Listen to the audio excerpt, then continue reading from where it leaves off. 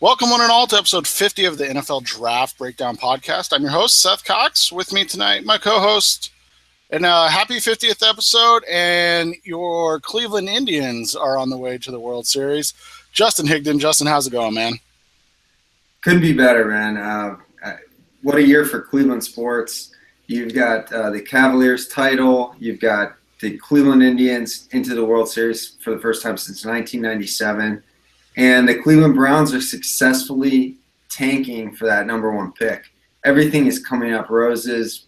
All plans are in place and working perfectly. I couldn't have dreamed of it any better. And this episode is going to be a little different. We're going to preview this weekend. We're going to interject some hot takes. We're going to talk about a couple rumors that we're hearing. And then we're going to be hot take heavy, kind of just dishing on what's going on. So it should be fun. It should be enjoyable. But let's start out with one of the rumors or, speculations or what people are hearing. Eric Yalko of his Optimum Scouting. And then Sporting News. He's doing a lot of draft stuff for Sporting News. Is reporting that JT Barrett is leaning toward declaring. You and I have had this conversation on JT Barrett a couple of times. Yep.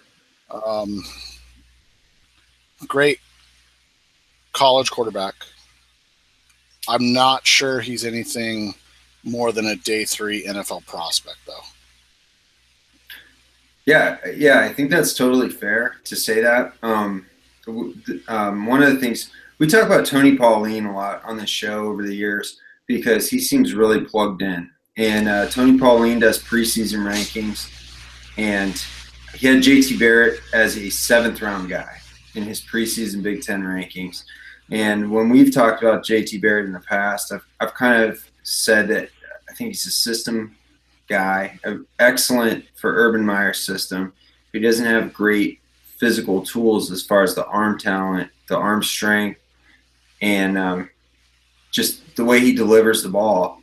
It doesn't really project, or at least it hasn't really projected to pro starting quarterback, right? But Eric, our buddy, writes in his weekly notes type of deal for Sporting News last week that JT and JT's family are kind of putting out feelers, see kind of where pro teams might be expecting JT Barrett to be drafted.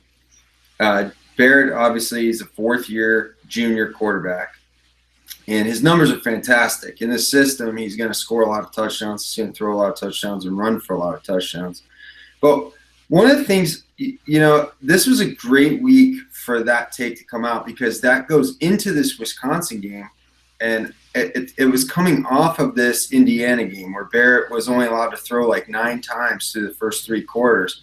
And only late in the game did Ohio State kind of open things up for him after they got a little bit of cushion on the scoreboard.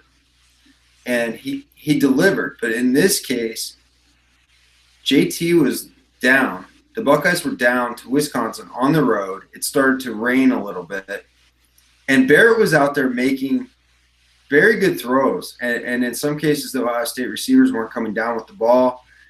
There were a couple catchable touchdown passes that were missed, where Barrett delivered the ball on time and accurately. They would have been somewhat challenging catches, but they were catchable balls, and he was putting the ball where only his receiver could get it. I think this take comes out at a very interesting time because if it's followed by this Wisconsin game where JT Barrett brings them back, throws a game-winning touchdown pass in overtime on the road in rainy conditions, and he actually looked as good as I've seen him throw the ball in a while. It was a very good passing day for JT Barrett, and I think that you can make an argument for him to get into that 4th or 5th round range when you look at what quarterbacks that are being drafted or that have been drafted in that range.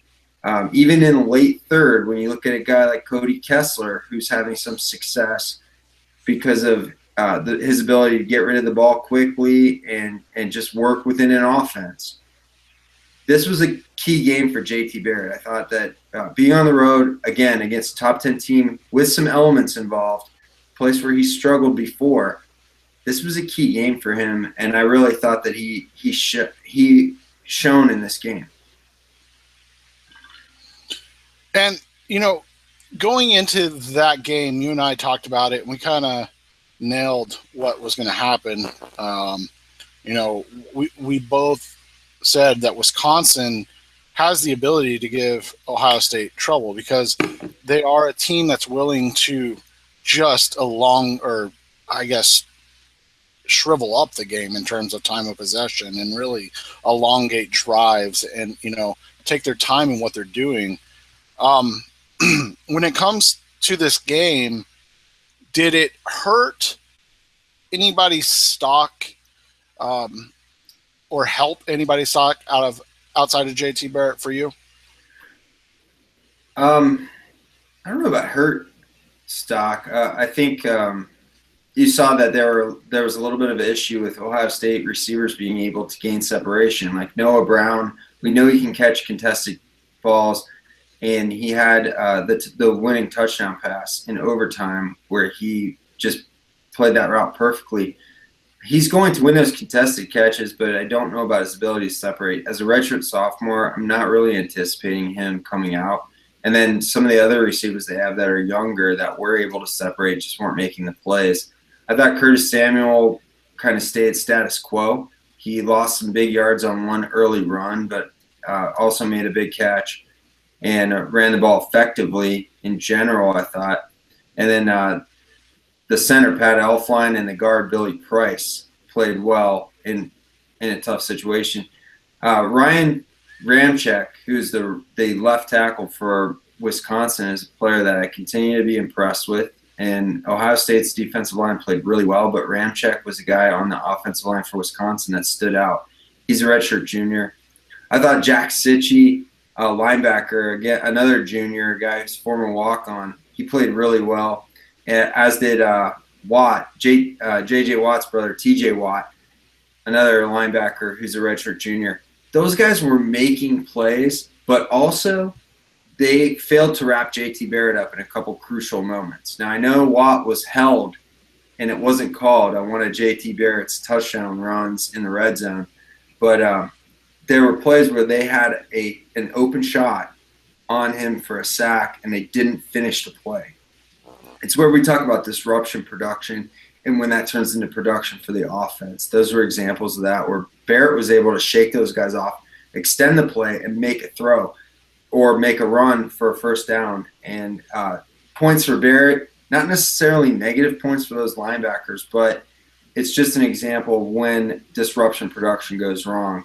I think overall those guys fared very well. I think Corey Clement, the running back for Wisconsin, what he was able to do on the ground behind that offensive line for Wisconsin is a plus for him. He's a guy who struggled to get out of the gate early this season.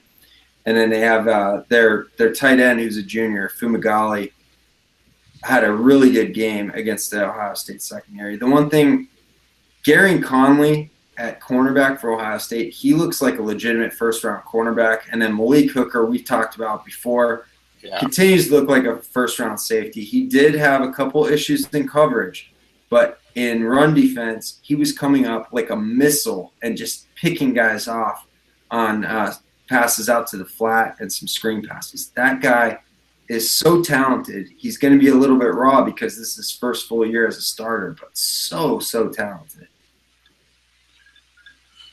Any other games this weekend with players that caught your eye?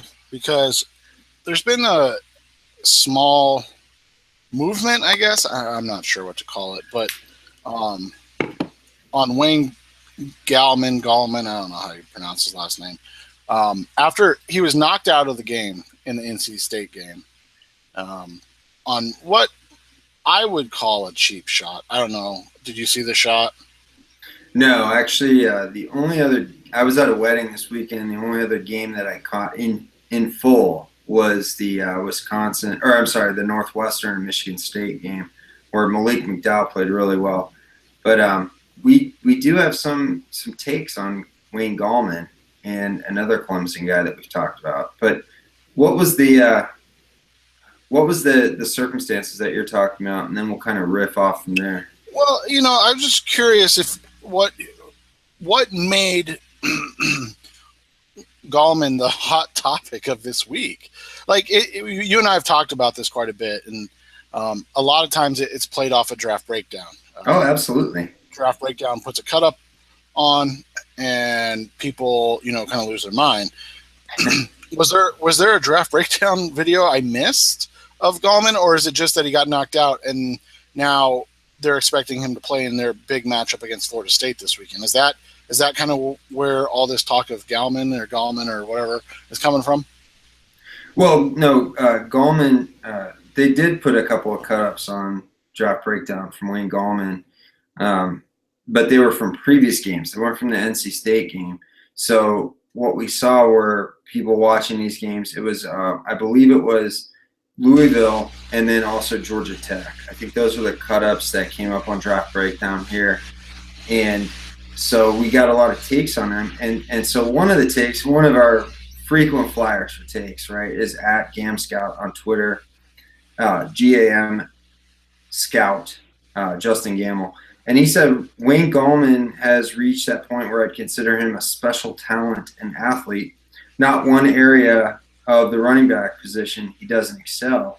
So later we saw a take from JR. I think it's I'm going to pull the take up, but it's JR Reed Scouting, I believe, is the take, or is the Twitter account. It's J Reed Draft Scout. So JREID Draft Scout on Twitter, where he shows a vine of Wayne Gallman, which I believe is from the I'm trying to determine what game it's from. It might be from the Louisville game or maybe from an earlier game. Maybe it is from the NC State game. But he says the ability to get skinny through the hole and burst through here is impressive. The vine that we're seeing, and I'm going to retweet this on my Twitter account right now. This vine is literally a running back running straight through the hole. I think that this is a really interesting thing because when we've talked about Deshaun Watson, my issue is that Clemson's skill players have played below what their expectations are. I think that their receivers and Gallman, the running back, have been average for college running backs, and for college skill players. Their best skill player, as far as above average to position, is Jordan Leggett, the tight end, and he's been underused. So we see all this praise for Wayne Gallman, but if he's, as Gam Scout says, special, right? A special athlete, a special player.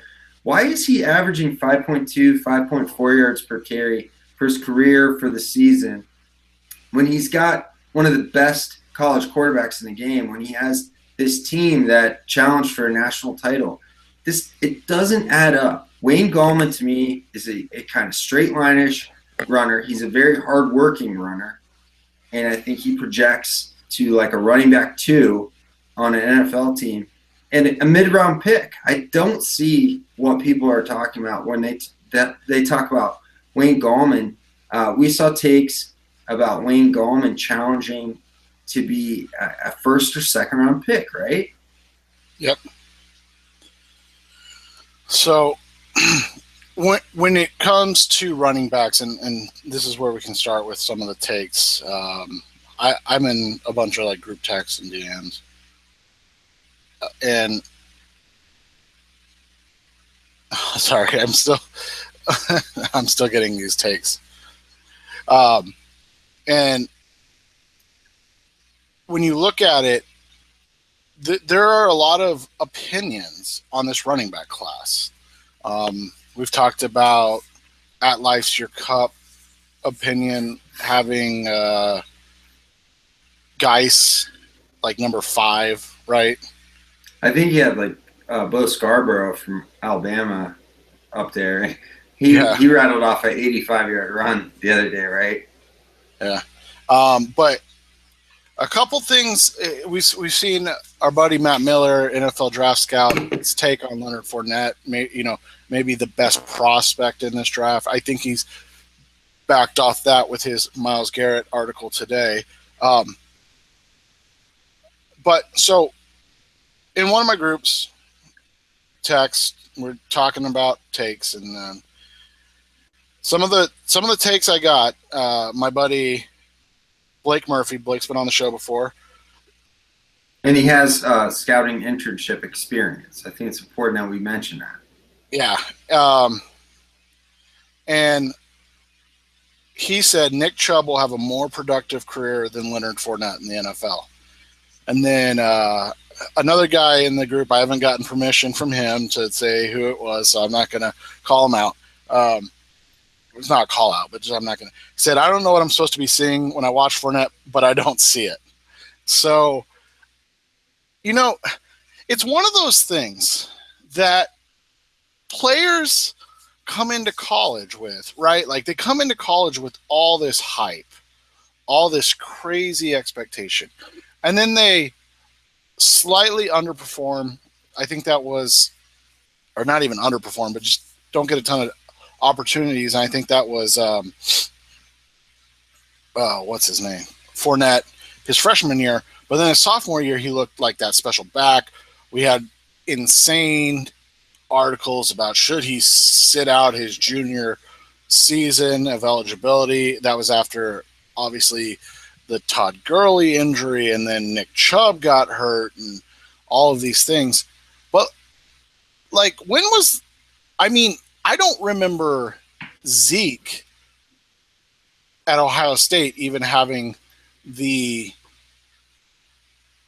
what's the word I'm looking for? Like the look or the hype of Leonard Fournette.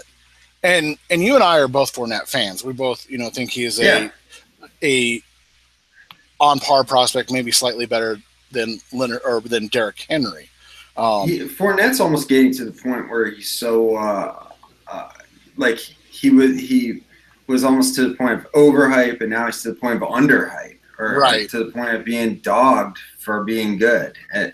I'm not sure if he's better than Henry, but he's along those lines. We talked about with Eric Stoner, big backs with balance. Yeah. And this was a very highly sought recruit who came out of the gate roaring, and he's kind of had some injury issues. But it's not that he stinks right now. He's not struggling. He's not Jalen Hurd. Right, exactly. And so, big backs with balance and power, that's, we've seen those guys have success in the NFL. The Chubb thing's interesting to me. I think a lot of it has to do with the fact that I think he's getting back this year and being successful was important but he also is in a very advantageous situation in that he doesn't have to carry the load, right? Like he's a guy that has Sonny Michel there, or Sonny Michael there, and he is a very talented back in his own right. So you have two guys that maybe not as talented a duo as the, Cadillac Williams, Ronnie Brown duo from Auburn, but in the same type of atmosphere spectrum where they're both going to get drafted probably in the first 3 to 4 rounds, wouldn't you say? Yeah, I think 3 to 4 rounds is fair. One of the things is Nick Chubb became so overhyped, or so hyped coming off a serious, severe knee injury. And that's one of the things that was mentioned over the summer. We didn't know what version of Nick Chubb we were getting. And what we have gotten is a Nick Chubb who isn't showing the cutting ability that he showed pre-injury. It's more of a straight line-ish Nick Chubb. And this is something I talked to Emory Hunt at Football Game Plan about, right? So you have Sonny Michel, who is the secondary back, and he's kind of in that class with Gallman to me. I think Michel's a little bit – he's a more natural running back to me because he's shiftier and he has quicker feet, in my opinion. but I wouldn't call him a special guy or a number one, a first round type of prospect. So you have Chubb, who is the player I was trying to think of when we were talking about Gallman a few minutes ago, where people are now starting to slot Gallman ahead of Chubb. Well, I'm not sure that that's fair 100% because I'm not sure Chubb is 100% healthy.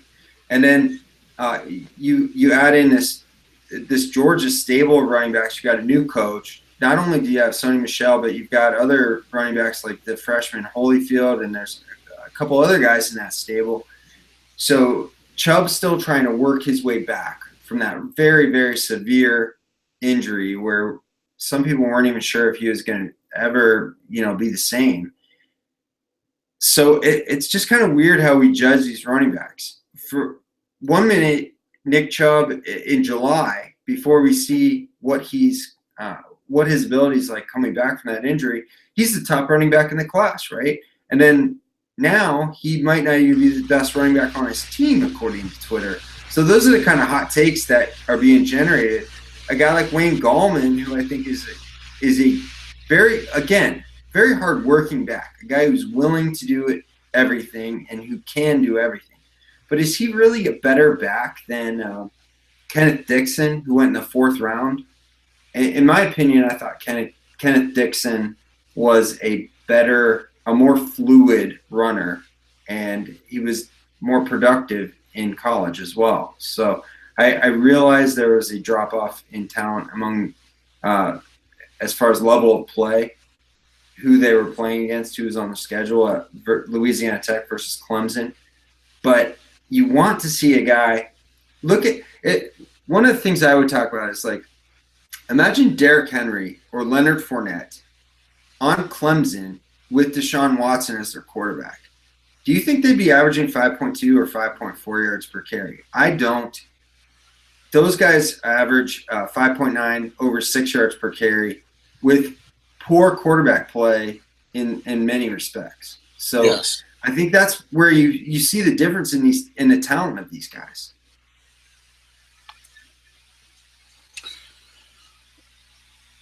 With the running back class, we're seeing a lot of question. I don't know. Like there's no clear cut, but with the wide receiver class, there's even more divisiveness. And one thing that you've kind of beat the drum on all season is Mike Williams, and you're not a huge fan. Not that you're not a fan, you just don't see what is going on in terms that makes him wide receiver one or makes him a unique or special prospect. What are your thoughts on that? Yeah, that's 100% correct. I mean, Mike Williams, people are saying he's wide receiver one, and when I watched their tape of their first game against Auburn, he's not separating. When I watched tape of the Auburn game, I believe it's the Louisville game and the Georgia Tech game, does he make some contested catches? Does he come back to the ball and make some contested catches? Well, he comes back to the ball on these back shoulder throws. So then we have to ask ourselves, who is more to credit on those throws? Is it Deshaun Watson for making the throw and having the timing and delivering the ball in an area where only Mike Williams can catch it, or is it Mike Williams for running a back shoulder route? I think that there is credit to be doled out for both parties in this case. We've talked to our buddy Kyle Posey about this, and he was a guy who said, it's tough for both parties. But he agreed with us. It's tougher for the quarterback. That throw, that timing, that aspect of it is tougher for the quarterback to make that play. And I think that we see, not just with Mike Williams, but with other people, with other receivers, where they are giving credit for those back shoulder catches. In some cases, Mike Williams is simply running and stopping, and the ball is there, right? Sometimes the cornerback is all over him, and we've seen many times where he doesn't make that catch. I can think of an instance against Auburn where he has a pass to the end zone. It's a back shoulder throw. He jumps. He mistimes the jump. The ball is delivered waist high. The cornerback has a hand around him, but the ball is delivered right to his midsection. He doesn't make the catch. There's a couple instances against Auburn where he doesn't make the catch on over-the-shoulder plays on fade routes. I'm not overly critical of drops, and anybody who's listening to this show knows that if we're talking about like Will Fuller or something like that, but the difference is Will Fuller has that trait. He's got that burner speed, and if a guy gets open constantly and he drops a couple passes, that's different than a guy who doesn't create separation and drops passes. And that's different from a guy who doesn't win contested catches when he's 6'3" versus 6 feet tall. So that's, to me, that's the rub on Mike Williams. And when we see a guy at Jason Braddock say Clemson's Mike Williams reminds me of Alshon Jeffrey when he was at South Carolina, I could not disagree more with that take. Alshon Jeffrey made some ridiculous catches at South Carolina. And one of the criticisms of Jeffrey was that he didn't separate. The difference I see, A, I didn't like that criticism. B, even if he didn't separate, he was making that tough catch. And Mike Williams, I don't see that with him. And a comparison that I kind of have been bantering around, I haven't even told you this, but a guy that Williams kind of reminds me of is Michael Floyd out of Notre Dame, where you're talking about that big, fast wide receiver that looks the part, makes a lot of, contested catches. Mm-hmm. Puts up stats. But then when you kind of like break it down, the question becomes, if he's this big, if he's this fast, like we knew that Alshon Jeffrey wasn't a 4.3 guy, right? Right. Like, so he was going to be running contested catches. But like if we're putting Mike Williams as a low 4.4 guy, which I've seen. Yeah, like, NFL Draft Scout has him as a 4.4 flat guy. And I think Floyd was like a 4.42 or 4.45 guy. So like we're talking about the same type of range here. Why is he always having to make contested catches? Against cornerbacks from Auburn, against cornerbacks from NC State and Georgia Tech. Cornerbacks who are not. You go back to Notre Dame and Michael Floyd, and it was the same thing. It's like, why is this guy having to make contested catches against Navy cornerbacks? Like guys that are going to be serving our country, not guys that are even going to be on the NFL radar. I think that's a fair question. And that was my question always with Michael Floyd. And now you look at Floyd and he's continually, this is the year he's going to break out. This is the year he's going to break out. Well, it's 5 years in and he still hasn't broken out. And he's now a de facto like fourth receiver on an Arizona Cardinals team. So like behind a guy like John Brown, who is from Pittsburgh State, a Division 2 or 3 school. He's getting less targets than J.J. Nelson at times. A guy that we made fun of. A guy that weighs 155 pounds. Yeah, because we were like, this dude's going to get murdered in the NFL. So, I don't know. But anyways, that's my take on it. Yeah, and on Mike Williams, our friend Jeff Risden tweeted on Saturday, again, Mike Williams loses a contested catch. Really surprising how bad he is with those given his size. Here's a take where I agree with Jeff to the point where I replied to him, not surprising anymore. Like we've seen this over and over and over again. This is not an isolated play with this guy. Once you've seen it that many times, it is no longer surprising. And it's only surprising in the fact that you would think a guy that big and who's being touted by other people as a wide receiver 1 in the class or as the top senior wide receiver in the class, it's only surprising in that he's not making those plays, because if he was, that would be your expectation. And we've seen guys like Kevin White and Mike Evans before him make those plays, and then still there be doubt about whether they are, prominent wide receiver 1s at the pro level. The jury's out on Kevin White because he's been injured. Mike Evans, he's from a sophomore slump and looking like it's working for him. But the difference is those guys were both winning those contested plays, and Mike Williams is not. So I think that is a concern. I'm not saying that Mike Williams is a bad player, but what I'm saying is I don't see him as a wide receiver one. I don't see him as a first-round pick.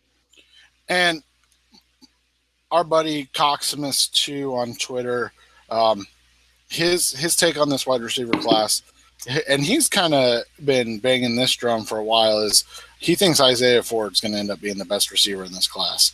The wide receiver out of Virginia Tech. Yeah. Who, let's be honest, they haven't had a good QB since Michael Vick was there. So some people like this new QB of theirs. He's a junior college transfer. He's not bad. But if you guys are watching football Thursday night, you don't want to watch a horrible NFL product. Virginia Tech's playing Miami, right? Yeah. So, I like Ford. He's interesting because he's one of these kind of like taller, lankier type guys. So it's I am interested to see. I think he's got to gain weight. I mean, they list him at 190, but he's 6'2". He's what, yeah. So he's got to be. I don't know. No, he kind of like when we were talking about receivers last week, and the speed guys that were skinny, like the Taywan Taylor from Western Kentucky, and we talked about John Ross, who's obviously from Washington, who's shorter than that. But Ford is a player that we should have mentioned in there, and we may have mentioned in passing, but he's that speed guy, that guy who might play in the slot, might be able to move outside, inside. But how high do we rate those guys, right? Well, and I like Ford. Ford is and a here's guy the thing that with Ford, though, like. And he's going to check two of your boxes. I think he's going to have the speed, but yeah. And that's also key for a guy that's skinny. Yeah, but he's also ridiculously productive. I mean, love it. Ridiculously productive. He had 56 for just over 706 touchdowns as a freshman. Mm-hmm. As a sophomore, he went 75 for just under 1,211 touchdowns. So I mean, we're talking about a guy that his first 2 years he just put up insane numbers, but it's on Virginia Tech, so you're like, well, this guy's, we're not going to pay attention to this guy because it's Virginia Tech, right? So this season he's got 32 catches hold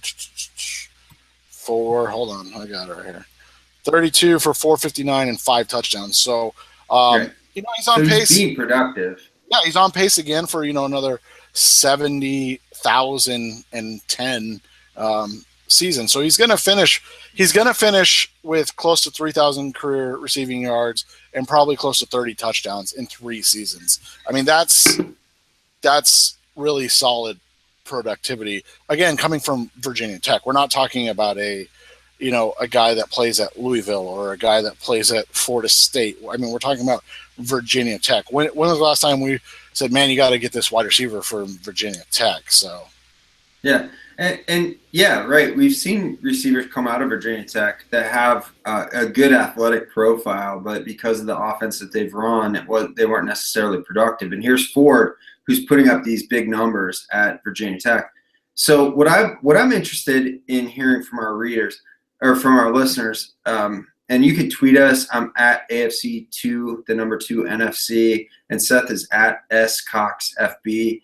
And you can email me. My email's in my bio on Twitter. But what I'm interested to hear from people is a guy like Ford and some of these other guys that we've mentioned, a John Ross, for example, or Curtis Samuel on previous shows. Those guys have the ability to get open underneath and find soft spots in the zone, and then make plays after the catch with their speed. So they're not they're not the biggest guys, so they're not going to be like a Mike Evans.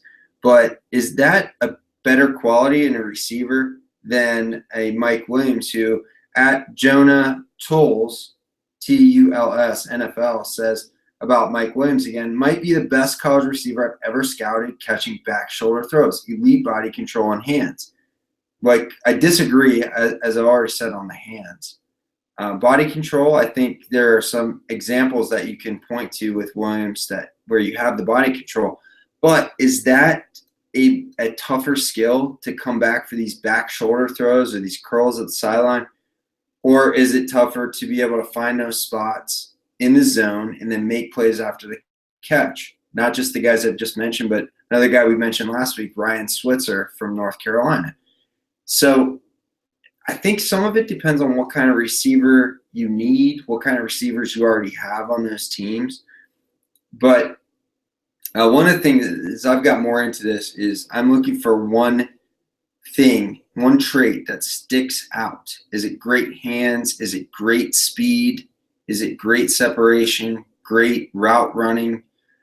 And I think route running, if we're doing like a hierarchy of traits, I think route running kind of falls lower because I think that can be taught.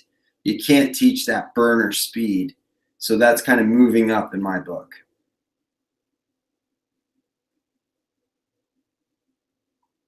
Going into this weekend, we have, some more really intriguing games. We needed to record tonight because there's one, when this gets posted, tomorrow or tonight, I guess, Thursday, BYU at Boise State. I have a child that is an 8-year-old that has decided Boise State's his favorite college. I don't know. Oh, dear God, why? So I don't know. He's the same one that's a Lions fan. So I don't know what's wrong with them. He likes blue. Yeah, I think he just likes depression.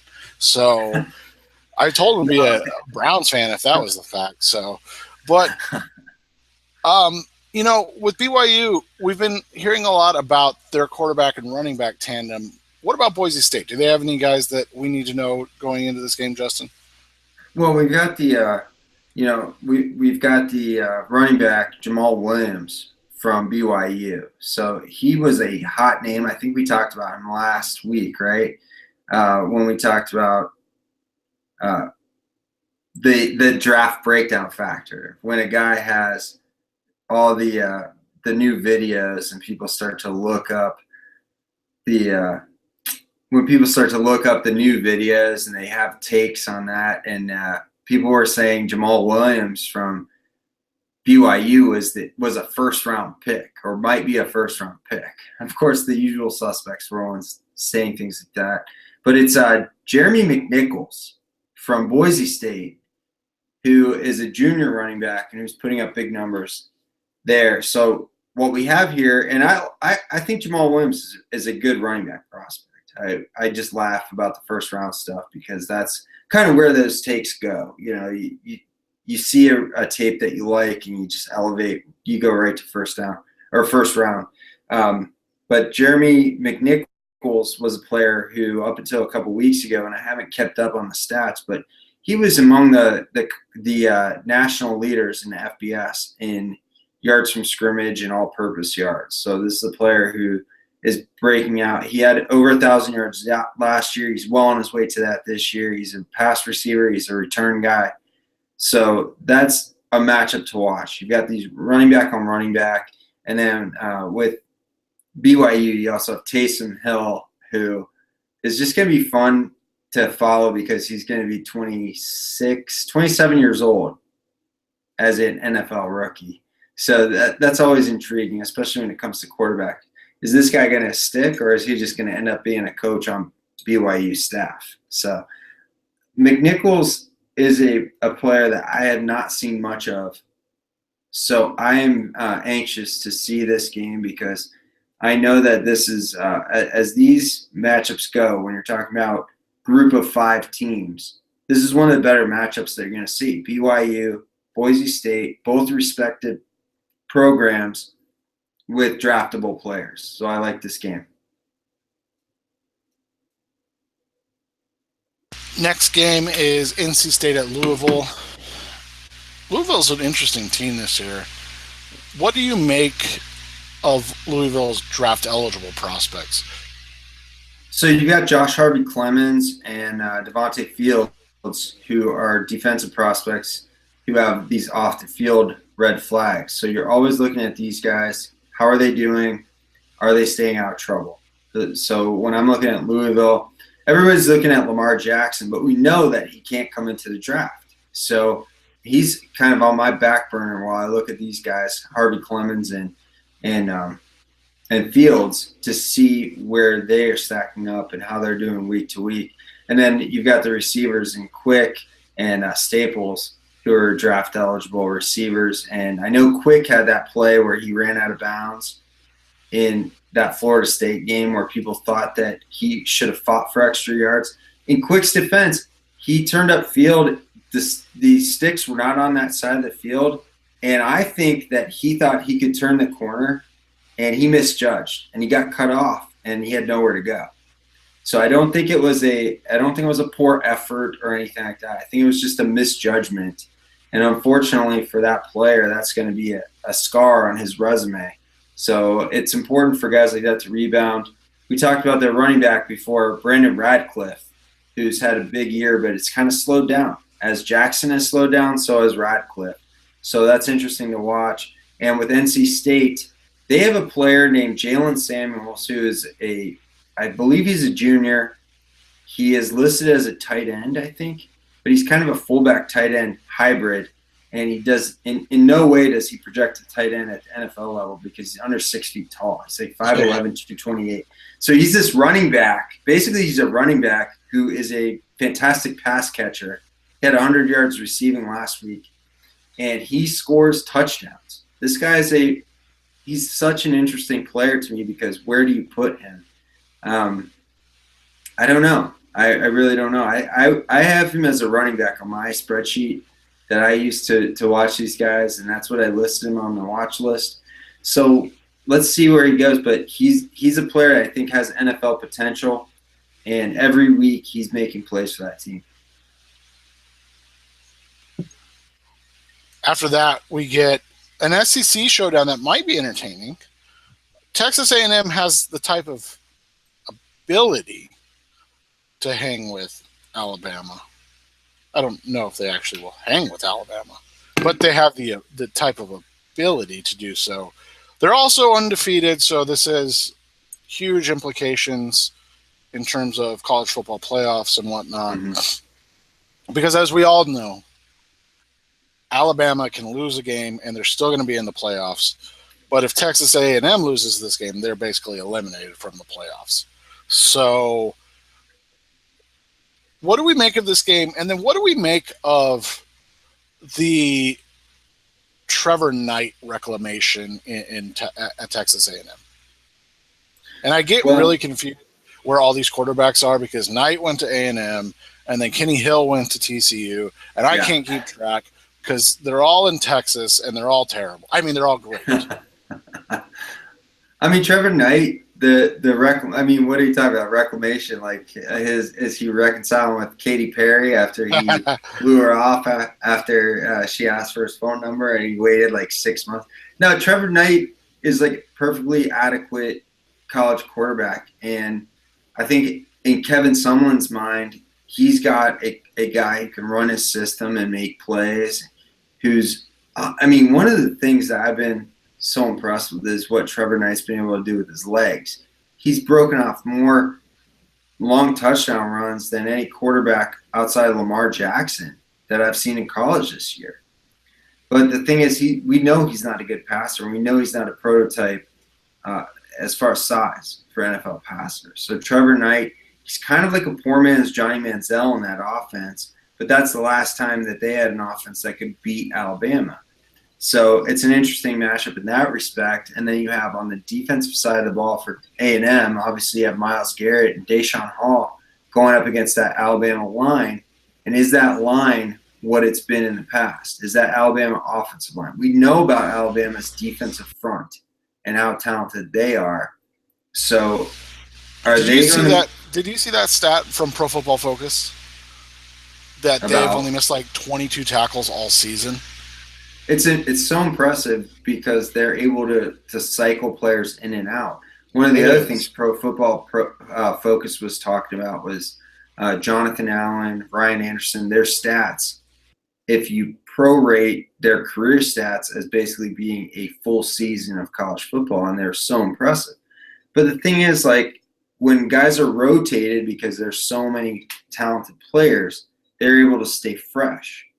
So let me wind it back a couple of years when we were talking about Danny Shelton from Washington, where he's playing full games, where he should have been on the bench resting at certain points of the game.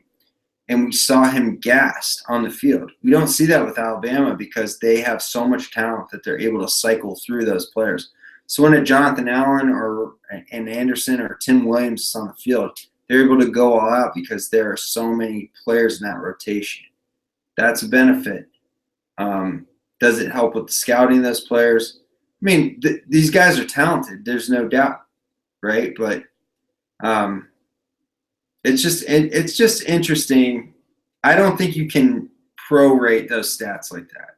I think you have to take it for what it is. These guys have played in a rotation, and you have to expect that there might be some drop off, because if some team drafts a Jonathan Allen in the first round, they're not going to expect a player who plays 30, 40% of the snaps. They're going to expect a player who can eventually graduate to playing most of the game. And where do you put him? So as a college matchup, this is fascinating. There's so much talent on both sides of the ball. I think Alabama edges them out talent-wise, but even at receiver, you've got Josh Reynolds on A&M, and you've got Ricky Seals-Jones, and you've got the guys Calvin Ridley, who's not draft eligible next year. But there's just so much talent. And then I mentioned Bo Scarborough, who is draft eligible as a redshirt sophomore, and he finally had a run breakout game, yeah, that justifies at Leifster Cup's vines of this guy coming into the season, because up until that point he had just been kind of a third or fourth option in their running game. Yep. Oklahoma at Texas Tech. Obviously, most of the draft eligible talent lies on the Oklahoma side, but right. There's a movement amongst people I respect, obviously you, but other people as well that I respect, on Patrick Mahomes out of Texas Tech. You were making a case for him on the Twitter a little earlier. Yeah. Go ahead and kind of cycle through your tweets and kind of put them into a coherent thought regarding Mahomes. Right. And the 140 isn't always the 140 characters doesn't always do it justice. But with Patrick Mahomes, so if you look at the game, I believe was it TCU earlier in the season, yeah, where he's making big passes early in the game, and then as the game progresses, the stakes become more dire, and he has to he begins to kind of press. He presses the issue. And I don't even think TCU is the right opponent, but what I'm trying to say is that Mahomes has a great deal of skill athletically, and he has a great deal of arm talent, and he's able to win with that. And I mean, play to play throughout a game. But then when the game gets dicey, when things start to, it was actually Arizona State, the game I was thinking of. Right? Oh yeah, it was the Arizona State game. Let's stop right there, because that was basically a flag football game.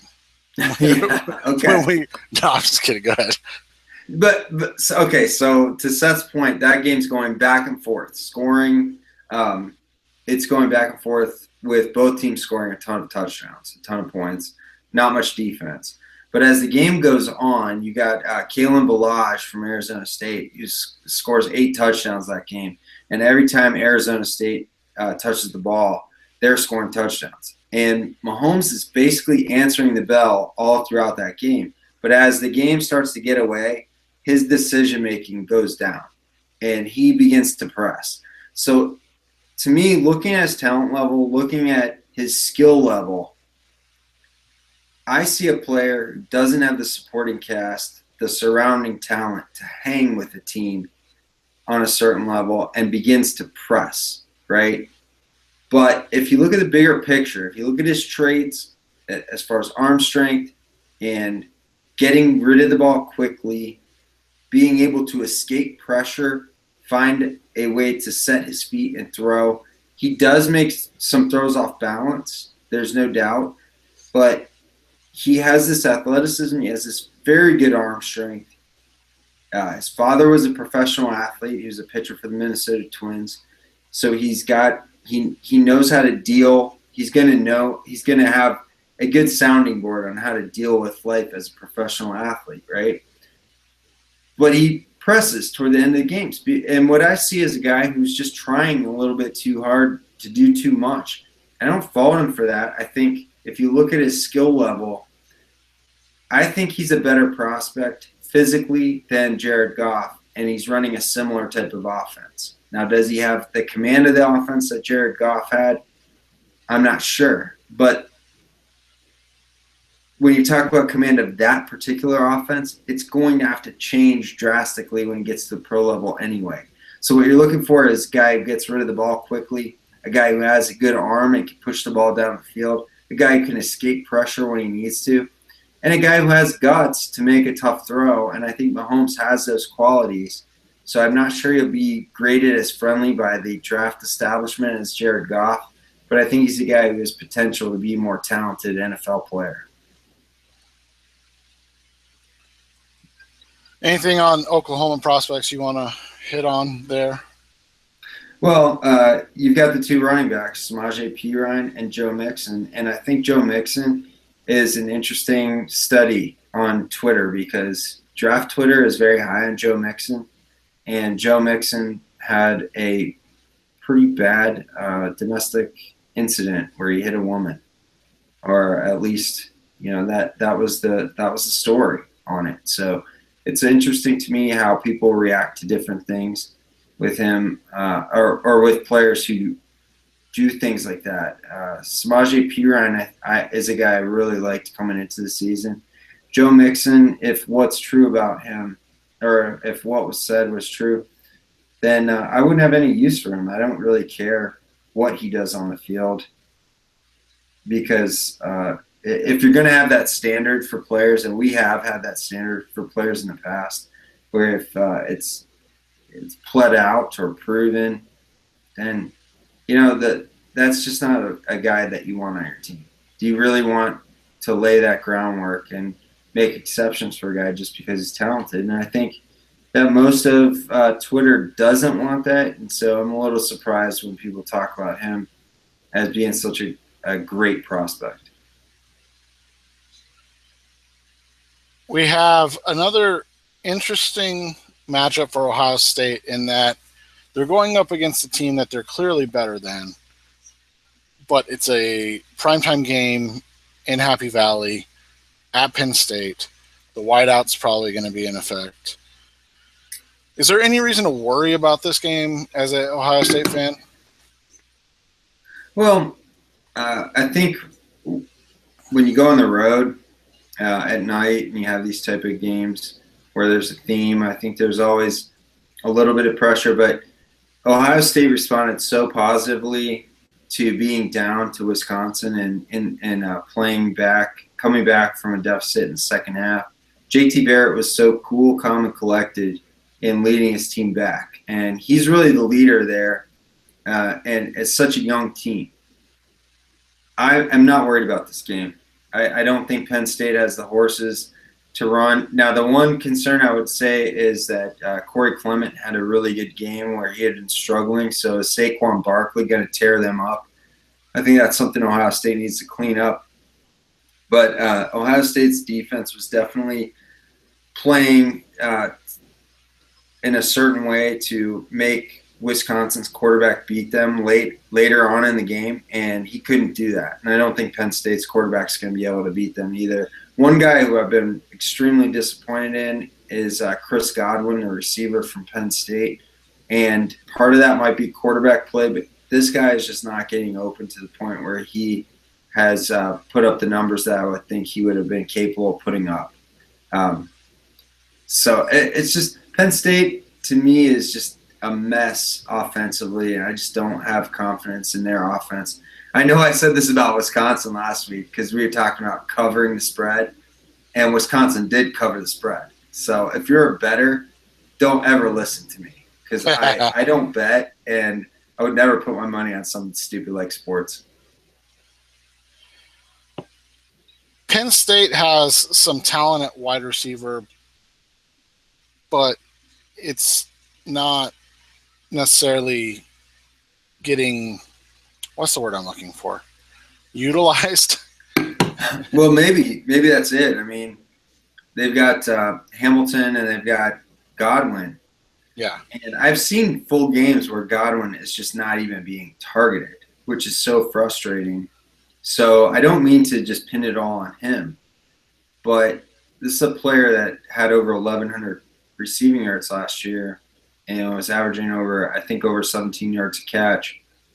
And he just, there's sometimes we're not even looking his way. So it's so frustrating. Maybe you have a newfound respect for Christian Hackenberg because this new guy, McSorley, can't even target guys down the field. Last game of kind of the weekend that we're going to cover, Ole Miss at LSU. Oh, how the mighty have fallen. But Leonard Fournette's going to be back, so, I mean, we kind of started with him. We can end-ish with him. Fournette's supposed to be back this week. Obviously, you know, the Chad Kelly, interesting. How's he going to play? With like Fournette, we shouldn't expect much, right? Like we shouldn't expect a huge game from him. Yeah, he's been banged up, and Darius Geis has played really, really well in his stay, and so that's given new life to the takes that Darius Geis is actually the better running back on LSU's team, and Geis being a true sophomore, I haven't dug into it enough, but I will admit that Darius Geis is really impressive on some of these GIFs and vines that we're seeing on Twitter. He looks like he has really quick feet, and he's listed over 220 pounds.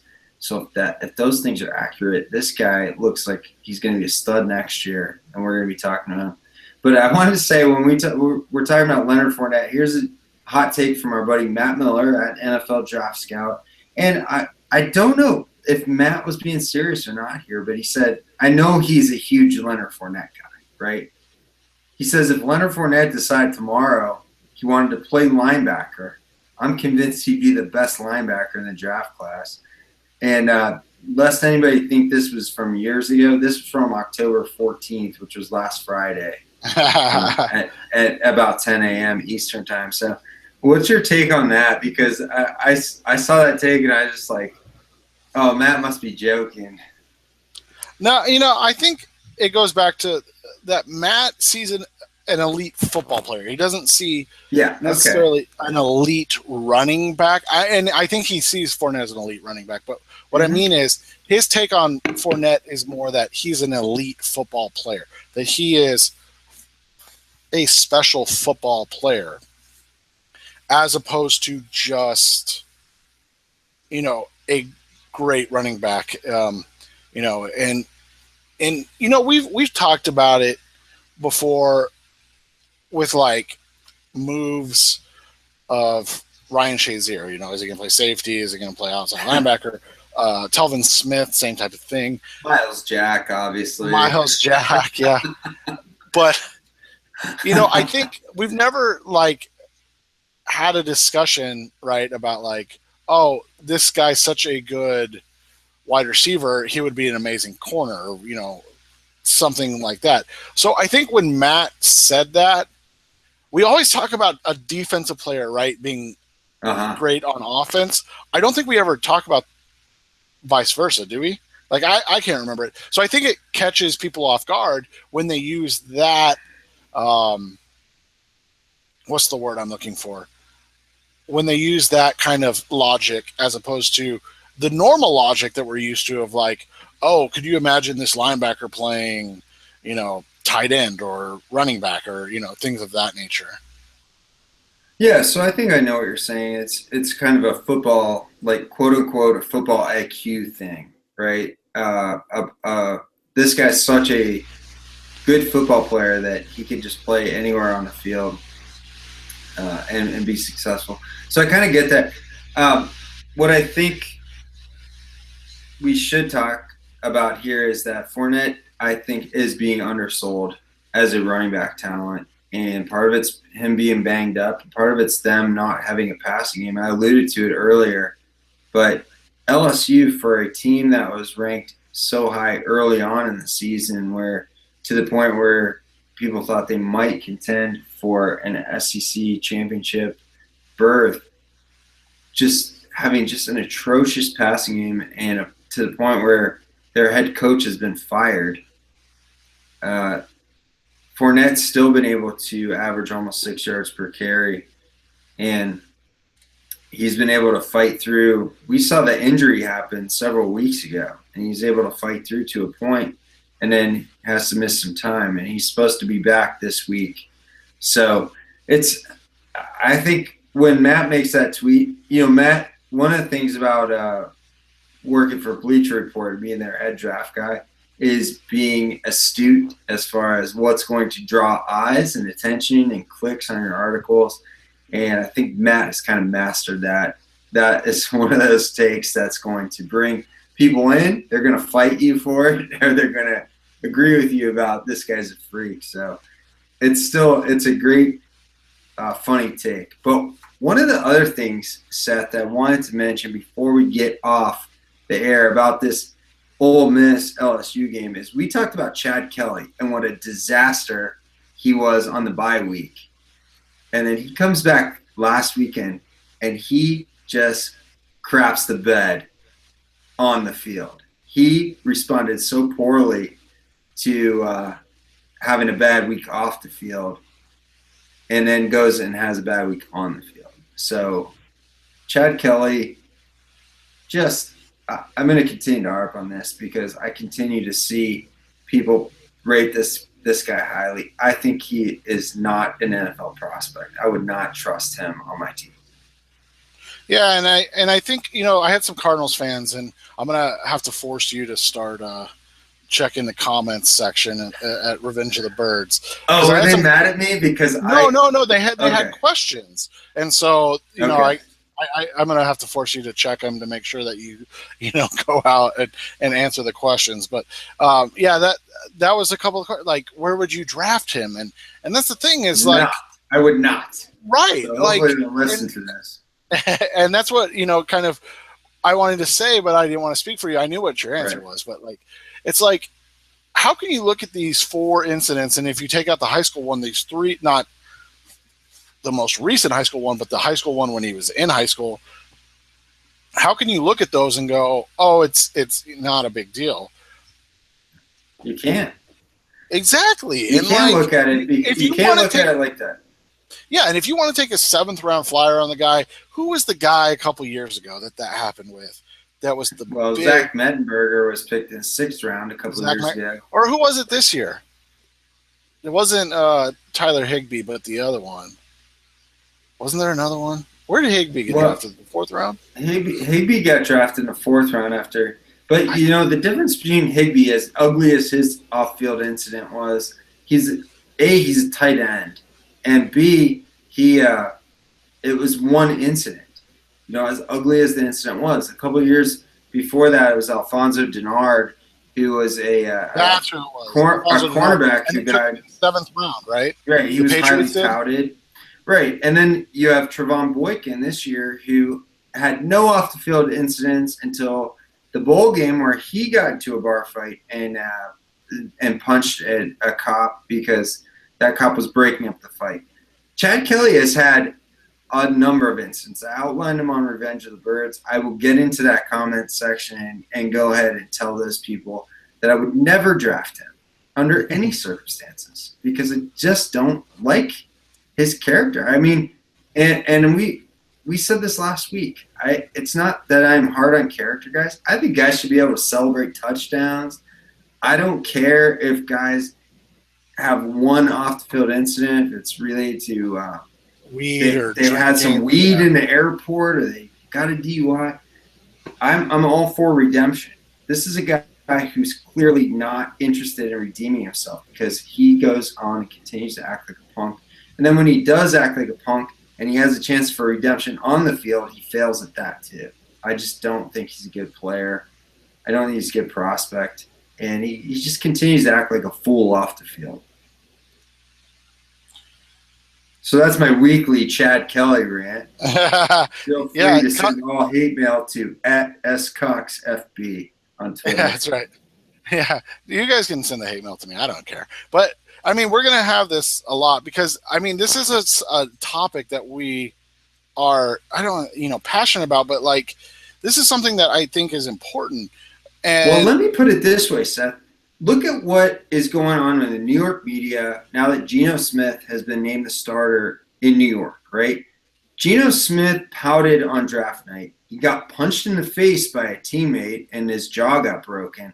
And the New York media slams this guy at every chance they can get. We had Dan Hansis from NFL.com slamming him. We have had Manish Mehta, a beat writer in New York, slamming him at every opportunity. He has never done anything to the degree of what Chad Kelly has done. And there are still people trying to bend over backwards and trying to find a way to fit him into their mock drafts. Come on. This is crazy to me. yeah, yeah, it is crazy, and I think it's weird how the media plays such a role in it, and it's unfortunate because, um, it makes it difficult to kind of enjoy these guys and what they do, and the whole like rooting against Geno thing is such a baffling thing, and we don't need to get into this. Right. But like you said, the whole rooting against Geno thing, but then like caping for Chad Kelly or finding a way to put him in your mock or things like that. It's just such an odd phenomenon we're in right now.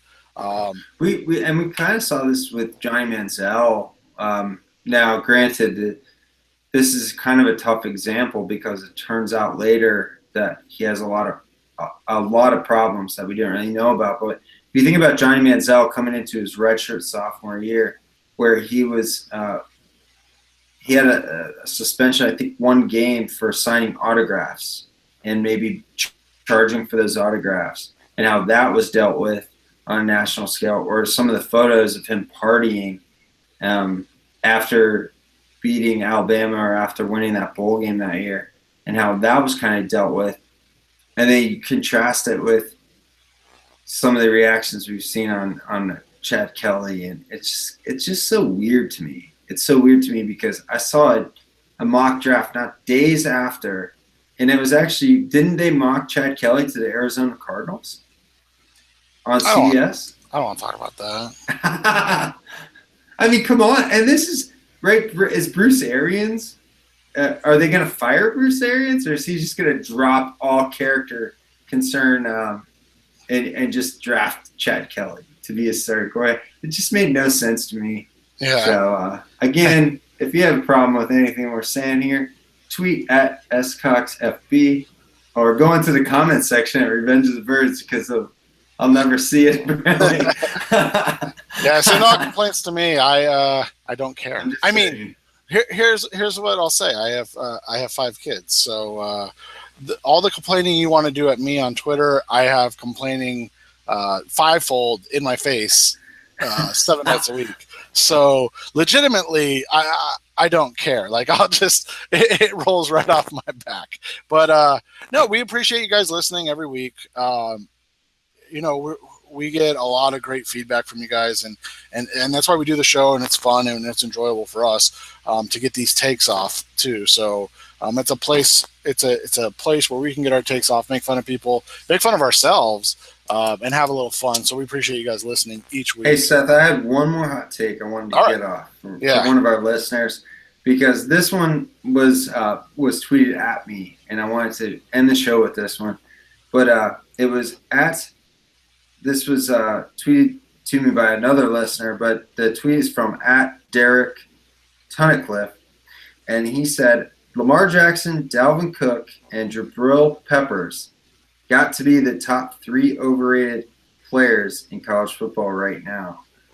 What's your take on that? Say it again. Sorry. It was Lamar Jackson, Dalvin Cook, and Jabril Peppers. Got to be the top 3 overrated players in college football right now. All right, so here's the weird thing, right? Like, one, I've watched Lamar Jackson, but, like, he's not draft eligible, so, like, why does it matter? I agree. But I think Jabril Peppers is probably, you want hyperbole in a take, I think Jabril Peppers might be the best football player in college football right now. I know that hurts your soul as a Buckeyes fan. Actually, you would think that, right? But I have expressed my love for Jabril Peppers on this show a few weeks ago, where I said that, hey, I'm a believer in this guy. I think you could find a role for this guy. Unlike Miles Jack, who I never believed in and who had 15 snaps on defense last week and who has something like 50 snaps for the entire season and like 5 tackles. I think you can actually find a way. I don't think you have to strain. I don't think you have to strain your eyes or your back putting Jabril Peppers on the field as a rookie. So I disagree with Jabril Peppers being overrated. I think he's fantastic. He's exciting. He is a guy who makes plays no matter where. Like he's a. I've said he's a better linebacker than Miles Jack, who Josh Norris and other people said was the number 1 player in the entire draft last year, and now he can't find the field. Said he was a faster Ray Lewis. Right. Oh my God. Like perhaps the best linebacker of the last 30 years. Well, I'm sure it took Ray Lewis like 3 years to break in, right? So. But Peppers, my point is Peppers is going to get on the field and get on the field. Dalvin Cook, we mentioned his shoulder issues before. Yeah, I don't think how that might make him fall, but I don't really think he's overrated. I think he's a fantastic player. You and I think he's overrated as much as we like. This isn't a comparison as in types of player or anything, but like. I have the same worry about him that I think a lot of teams had about Andre Ellington coming out, where they were legit never healthy in college. So they're fantastic players.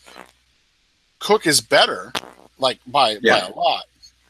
He's going to be faster. He's bigger. Yeah, every aspect of Cook is a better player than Andre Ellington.